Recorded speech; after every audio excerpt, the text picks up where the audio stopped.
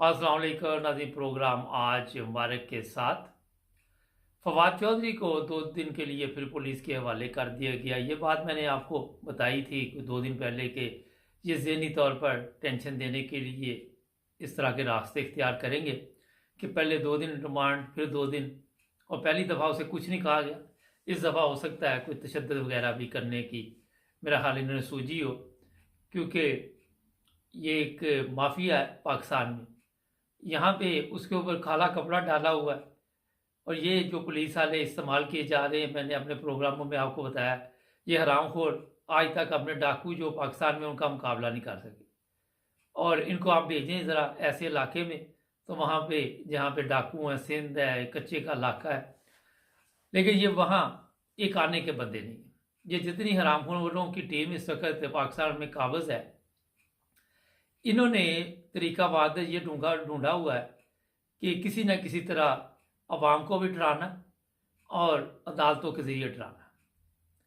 पहले ये होता था कि हमारी जो फौजी क़यादत थी वो डायरेक्ट सामने आ जाती थी, मगर अब उन्होंने अदालतों के ज़रिए ये काम करवाने शुरू किए हैं। अगर इसमें किसी को शक हो कि कभी हम सोचते हैं कभी क्या फ़ैसला करना है, कभी फ़ैसला महफूज कर लिया, तो ये सब कुछ कहाँ से आ रहा है आप सबके इल्म में है।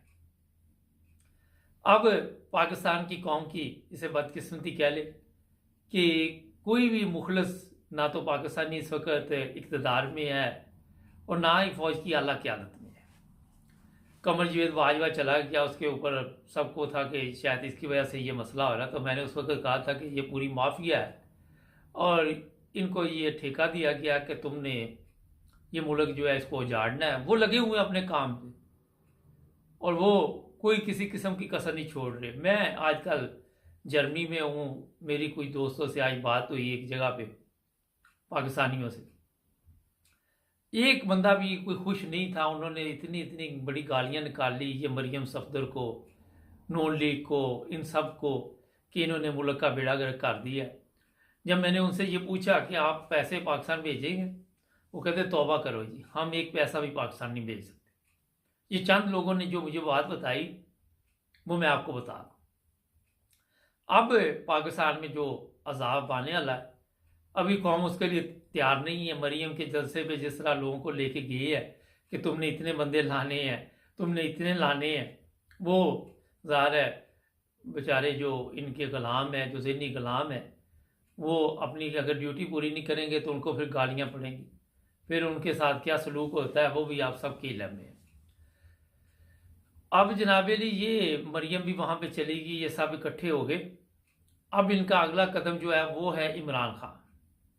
इस पे मैंने कई दफ़ा आपको तवज्जो पहले भी दिलवाई थी कि इमरान खान को किसी तरह ये मारेंगे, रास्ते से हटाने की कोशिश करेंगे, लेकिन वो रास्ता वो इख्तियार करना चाहते हैं कि ये बच जाए, लेकिन अवाम इनको नहीं छोड़ेगी। इमरान खान को अगर कुछ हो जाता है, खुदा न खास्ता उस पर ऐसा हमला करते कि जानलेवा साबित होता है, तो मेरा ख्याल है फिर अवाम उस वक्त जागेगी। ये पहले जागने वाली अवाम नहीं है। पहले इनकी गैरत जो है वो मेरा ख्याल है कि इतनी जल्दी बेदार नहीं होगी जितनी बाद में होगी। और ये हमारी जो कौम है इसकी अब हालत है दिन ब दिन बदतर होती जा रही है। अभी आप देखें कि 1 फरवरी दूर नहीं है, उसके बाद जो कीमतों में इजाफा होना, तो फिर आपको पता चल जाएगा कि जनाब क्या भाव बिकती है। अब तकरीरों में आके ये कह रहा है कि हाँ हमें पता है महंगाई है। अभी आपको पता है, आप लोगों ने तो किया, आपने तो मुल्क को नुकसान पहुंचाया, अब आप किस तरह इसे ठीक कर सकते हैं। जो भी कुछ भी इस वक्त पाकिस्तान में हो रहा है, जो सियासी बंदों के साथ सलूक इन्होंने करना, अभी उसका आप तसव्वुर भी नहीं कर सकते, अभी आप सोच भी नहीं सकते। इन्होंने पाकिस्तानी अवाम को जो तकलीफ़ देनी है, अभी मेरा ख्याल अवाम को भी उसका अंदाज़ा नहीं है।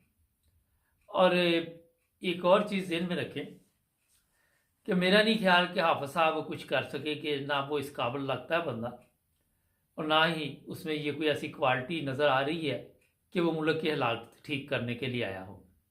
या इन्होंने ज़ाहिर है वो रिटायरमेंट पे जा रहा था तो उसको चीफ ऑफ आर्मी स्टाफ बना दिया, और अब आप समझते कि वो कोई पाकिस्तान की बेहतरी के लिए आया। वो आपको ये खबर देने आया था कि पाकिस्तान नाजुक हालात से गुजर रहा है।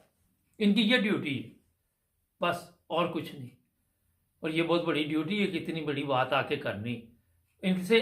अच्छा, आपको ना तो पाक फौज से कोई अच्छी खबर मिलेगी जो उनके क़यादत है। अगर वो कहीं बॉर्डर पे गई है तो 3 टेररिस्ट मारे हैं तो 5 अपने मर जाते हैं वहां। ये हालत है वहां।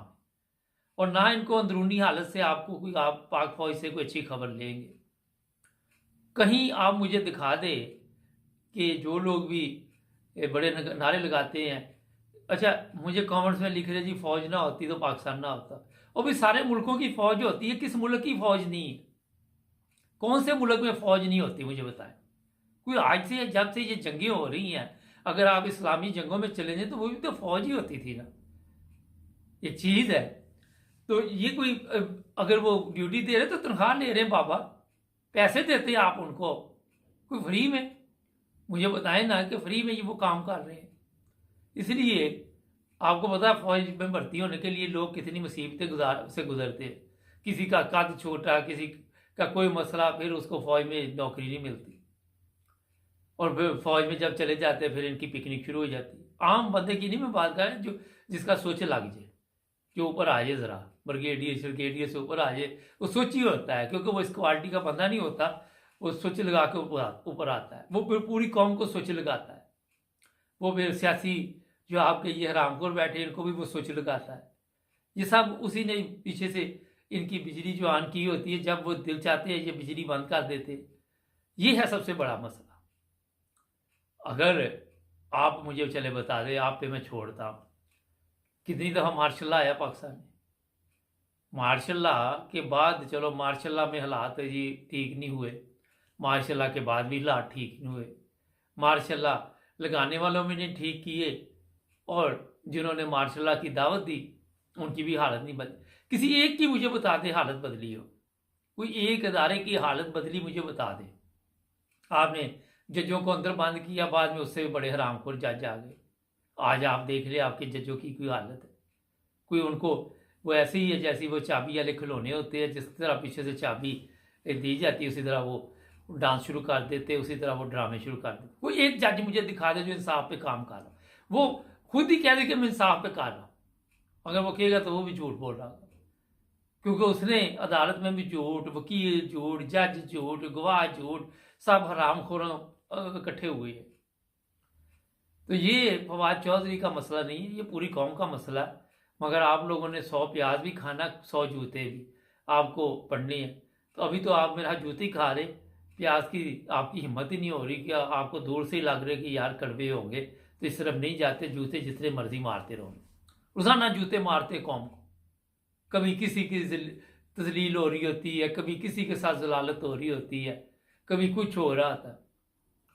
तो आप खुद अंदाजा लगाएं कि जिस कौम में खुददारी ना हो, गैरत ना हो, समझ ना हो, अकल ना हो, ये जलसे में बिरयानी के लिए आई, फिर दफा हो गए सारे हराम पर। वहां जाके उसके वो क्या करा के आई है? कौन सा उसने पाकिस्तान के लिए क्या करके आई है? बताइए ना कि कौन सा कारनामा उसने किया। करेंसी आपकी संभाली नहीं जा रही, कर्जा आपको कोई देता नहीं, रुपये की कीमत, कोई लोगों ने साथ इंडिया की तस्वीरें लगाई हुई कि इंडिया में क्या हालात जा रहे हैं। तो ये चंद चीज़ें हैं शाम को हालात आजरा में। बाकी आपको बताएंगे, हमारे चैनल को सब्सक्राइब